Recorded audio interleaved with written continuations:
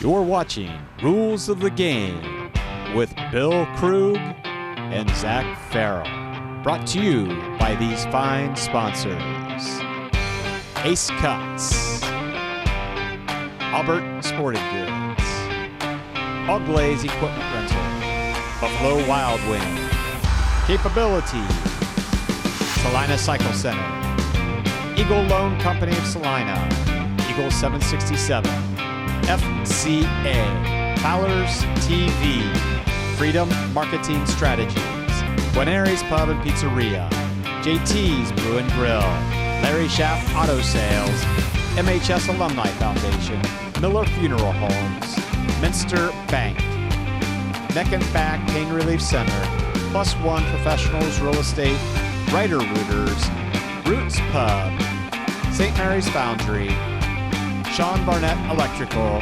Speeds Chiropractic and Wellness Center, Spring Street Storage, TSC, and Varsity Lanes. Welcome to Rules of the Game with Bill Krug. I'm your host, Zach Farrell. Each and every week we have local official Bill Krug joining us to look at some of the clips from the Rough Riders' victory.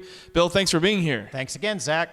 Bill, before we were going to go on air last week or afterwards, you were talking about a couple plays, and you mentioned that, by the way, the officials have the rule books underneath the goalposts, so if they ever need to look at something, they can do that. Yep. And that came to fruition during the game, didn't it? Yes, it did. That's why you keep them out. That's why you take them out with you, and you have them there to refer to. Well, we're going to look at that clip at the end because you've got several notes on it, and we're going to go through that together. So everybody tuning in for that, stick around till the end for that entire sequence of events. We'll talk about that. But let's jump into some more rudimentary type of clips first. So this first one we thought was maybe just a missed hold here.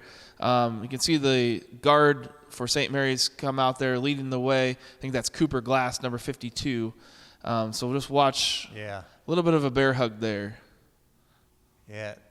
It looks like he got that left arm around him, doesn't it? It does. I think the right arm was good, but the left arm coming around, it looks like a hold there. Yep. Fortunately not called on St. Mary's, so we'll take that. Didn't get much of a gain on it anyway.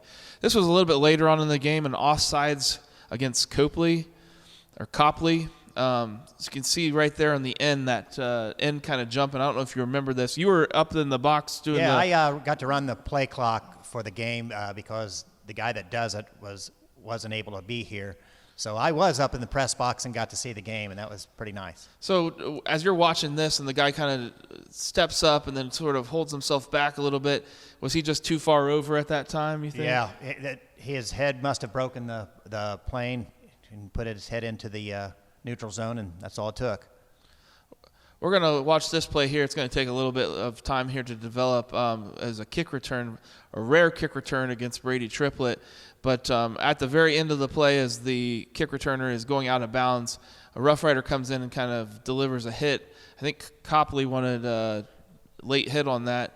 Just wanted your thoughts of the whole sequence. Was he still in bounds? I mean, he's fighting his way. I think that's a good no call. I mean, I can't see his feet. If he was out of bounds when he got popped there, but watch. See, can you tell? It looks like his feet is going to be in bounds to me right there. Yeah. He hasn't went out of bounds yet, so he's going out of bounds, but he's not out of bounds yet. Right. So it's just a good gang tackle, I think. This here was one of the controversial calls in the game. Block in the back called right there against St. Mary's. Yeah. Mark Cisco wanted us to look at it during the game, came over and talked about it a little bit. He thought it was a little ticky-tacky, but your thoughts there? Well, I'm gonna side with the official because what direction does the guy fall? Look, now it looks like he's going to get him on the side there. Yep. But which direction does he fall? He's falling straight forward, isn't he? Yeah. And I'm going to say, okay, he got him in the back. And that's an easy way to see. And that's what you look for. Is it when it's questionable, which way does he fall? And he fell straight forward. So I'm going to say block in the back. Huge block because it took out another guy and it was a big return. But as you say, we've talked about that before. Whatever direction they fall is telling. It is telling. You can pretty much guess where did the block come from, and that one was in the back. This next clip, I thought it was interesting to see where it was spotted. So this is a run from Caleb Schmidt, and he gets stopped. Joe and I talked about this. He doesn't really touch the ground to me, and so I think they spotted it back where he kind of first went down, but I thought, he rolls forward and it should have been spotted closer to the 30-yard line there. Oh, I agree totally. Now I can't see his knee when he's going down. The guy's pulling him over him.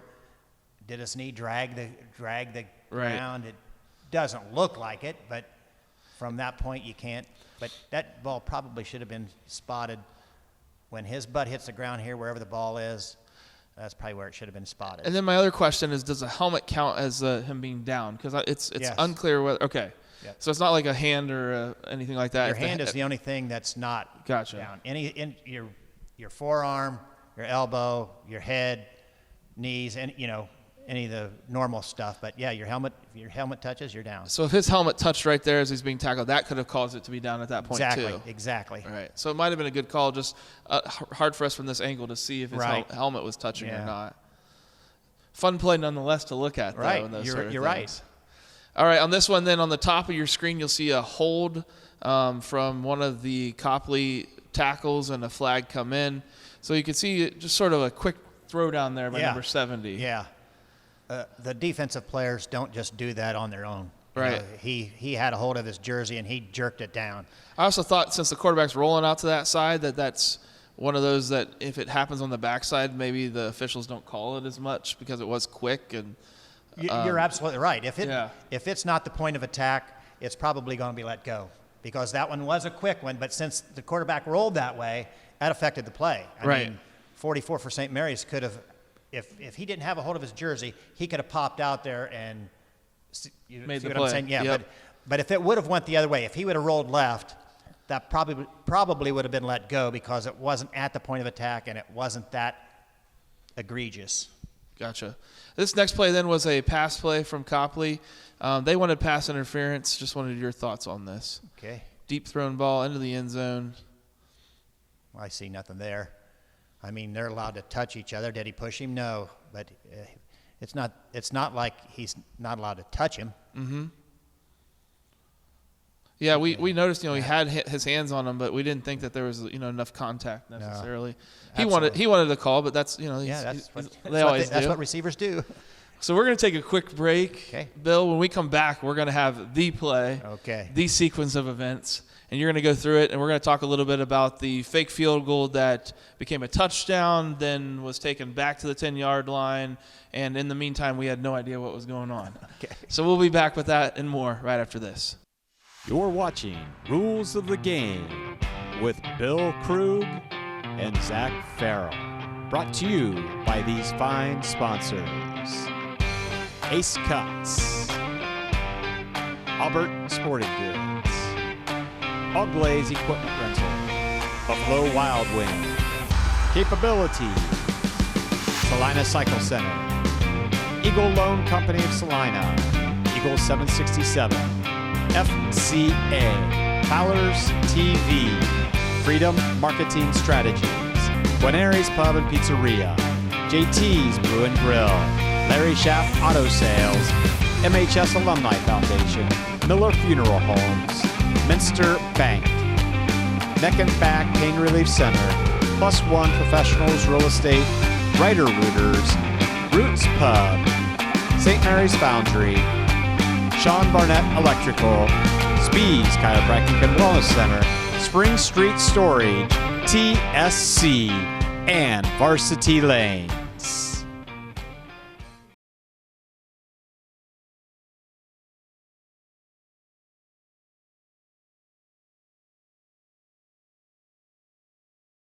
Welcome back to Rules of the Game with Bill Krug. Bill, let's jump right into it. So the Riders are set up for a field goal. It's going to be a deep field goal, a 52-yarder. Coach Beaufry calls a fake field goal instead. Nice rollout from Luke Rammel and a nice throw down the field for a touchdown. So we're all have no idea what's going on because they don't call a touchdown. We can see at the end of the play here, the back judge blows the play dead. He holds his did. hands up. So, do you want to walk through this? Because anybody that watched Sure. the broadcast knows we had no idea what was going on. We were guessing, and we had you guys up there. But what did you find out about this play? Okay, there's quite a few things that weren't done correctly on this play. Let's go to the very first thing. It was the head linesman, who's at the top of the screen right now. He throws a flag. Right off the bat, he throws a flag. Now, what happened was our tight end and our wing back both went downfield. Our tight end, who was not covered up, had number 95 on. And that head linesman thought he was number 93. I think his number was 93. 95. 95. Yep. So he thought his number was 55, which is an ineligible number to go downfield. So he thinks this guy's ineligible downfield.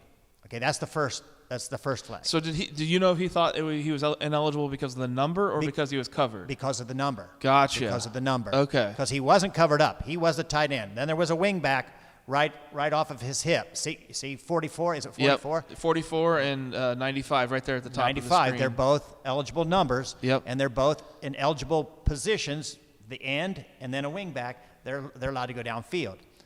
And so he threw a flag, and he thought we had an ineligible downfield. Now, the second thing that happens, we'll get back to that. Right. The second thing that happens is Luke Ramel here, the holder, has his knee down like every holder does, and he stands up to throw, which is that's how fake field goals are run, He throws it, but somewhere after we catch the ball and are running it, a whistle is blown. Now, I didn't hear it. No. From up where I was. I didn't hear it. But somewhere here, since they didn't signal touchdown, the back judge obviously heard it because he's not signaling touchdown. Right. And he's killing the play right as he's running in. He would have been signaling touchdown. So he must have heard it. So that's two. But the white hat, the referee, he had the rule wrong, and he thought that the holder could not stand up once he caught the snap, which is wrong. So here's where they go to Bo, Coach Fry, and say he can't do that. He's down back here at the 35, 37-yard line. And Coach Fry says, no, you're wrong. He's allowed to do that. And they argued a little while, and Coach Fry goes, you need to prove it to me. Well, the referee then says it's going to cost you a timeout, which it may or may not. I'd have to look that up when you request the rule books. Yeah. And so Coach Fry says, I don't care. I'll take the timeout. You go check the rule books because I know this is right. And that's where the 15-minute delay was, them down underneath the goalpost, looking at the rules. That's why you take the rule books out there with you so you can go refer to them when needed. And get it right. So they come back after finding it. They come back and tell Coach Fry, well, you're right. I was wrong. You were right. But it's not a touchdown. Coach Fry goes, why isn't it a touchdown? We had an inadvertent whistle. We blew the play dead. And he's the one that blew the play dead. Now, my question was, if he thought the rule was the knee was down, and you see this all the time on a punter, when a punter has to go down and pick up a low snap, they blow that thing dead right then. Well, if he thought that was the rule, why didn't he blow his whistle then? Mm-hmm. That was he kind of screwed up there. He screwed up on the rule, and then he screwed up not blowing his whistle until our receiver had the ball and was running it into the end zone. So the rule specifically allows for the holder on a kick to have his knee down and then rise up from that. Yes, he can, but he can't go back down. Now, another thing the rule states is if it's a high snap, he can go up and get it and come right back down immediately. So if it's a bad snap, he can go up and get it, but he has to come back down immediately. Okay? Good clarification. Yeah. But so he had the rule wrong. He didn't blow his whistle when he thought what he thought the rule was, and then he blew it a little bit later. Now, when he blows the whistle later, I think that was the right thing to do. Instead of after the touchdown is made, that you go back and say, no, I should have blown my whistle. Well, it's too late now, but I think he did the right thing by blowing his whistle when he realized, what did I just see? And when he thought it was the correct rule. When he thought it was the correct call, Right. yeah. It wasn't the correct rule. He shouldn't have blown his whistle at all. But if you have it wrong in your head, you should blow it as soon as possible to stop the play. To stop the play Right. from doing anything. What if the receiver would have fumbled and the other team would have picked it up? You know? Right. So he should have killed it as soon as he realized, his knee was down. I got to kill this as soon as he realized that. And then my next question is, with an inadvertent whistle, is it the right call to set the ball at the 10-yard line or where you think the ball was, or should it have gone back to the line of scrimmage and redone the play? Well, see, in an inadvertent whistle, the team with possession of the ball has their option. They can take the ball where the whistle was blown. When the whistle blows, the play is dead. So wherever the whistle was blown, that's where the play should have stopped. Okay. Now, Coach Fry had his choice. Do I want the result of the play, which would have been down at the 10, I guess, or replay the down? Now, the thing was, they didn't know where, another mistake in this play was they didn't know where the whistle was blown. Gotcha. So they guessed and put the ball at the 10-yard line, appeasing both coaches. You know, Coach Fry got his first down, and he still had a chance to score.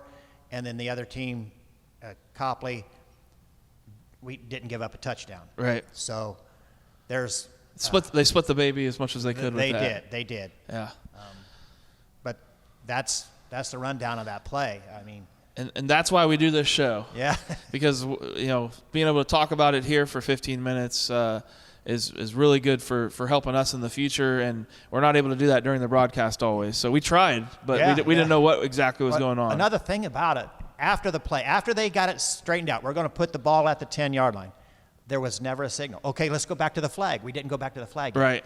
So It would have been nice to have some sort of explanation. He's got a mic on, you know, maybe just explain what has happened. During that play, you know, when the flag was thrown, after they looked up the rule and everything, and they told Coach Fry, well, we're going to put it down here to 10, but we have a flag for an ineligible receiver. And luckily, they did have a crew save on that. The head linesman said, no, he had a correct number, and he was on the end of the line. He's been tight end the whole game. So they did have a guy step forward. The line judge stepped forward and said, no, he was eligible. But we never saw him wave the flag off. You know, when you have a flag that you throw and you talk it over and say it was wrong, you pick the flag up and you signal that there is no penalty on this. We're going to put these flags back in our pocket and move forward. Right. There was no signal for inadvertent whistle when he blew the whistle. The inadvertent whistle signal is looking at the press box and sticking your fist straight out like this. That signals that we had an inadvertent whistle. Here's what's going to happen.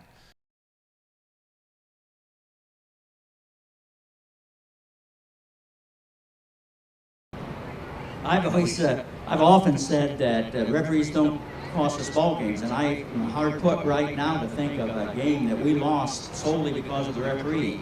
Really bad. However, when I was first coaching, when Coldwater was in the league, we played a game over there, and Ed Bolenbacher, who's my favorite referee, was the referee in charge. We ran a wingback counter in a tie ball game. The thing went for 80 yards, but Ed didn't see the handoff and blew the play dead at the line of scrimmage. We never let him forget that. So, and I'm sure his brain was reeling. I mean, especially when he found out he was wrong on the call. Right. Now what do we do? Now we had a whistle. We had an inadvertent whistle. We have this flag. I'm sure his brain was buzzing. Right. And that. No, let's go back. And this crew is a good crew. Right. They called a great game, except for one play. Yep. And it just happened to be multiple things during the play that didn't go right. And a 15-minute break. You know, if they come back right away after and another official steps in and says, no, that's the wrong rule, this is the right rule, and they all realize it, then maybe we don't talk about it quite as much. Yeah. But it was kind of a shocking thing to see the crew go for 10, 15 minutes. Yeah. And it took 7 points off the board for the Riders. Right. I mean, that's huge. Right. That's huge. In a game like this, in a playoff game, Yep. that's huge. Yep. So, Well, as we said during the broadcast, they are looking for officials out there. That's right. And so we're as careful as we can about we're not bashing them, and we know it's a hard job that they have to do. We think it's interesting to look into it, but there's a need for officials, and we need. And I thought it was good that there wasn't too much disrespect. It didn't sound like from the fans on either side of that. So yeah, it doesn't seem to me like there was. Right. I mean, and then talking to Coach Fry after the game, he was pleased with the job they did. He was okay putting it on the 10 since it was a big screw up. It was a screw up, but they got by it. It went smooth the rest of the game.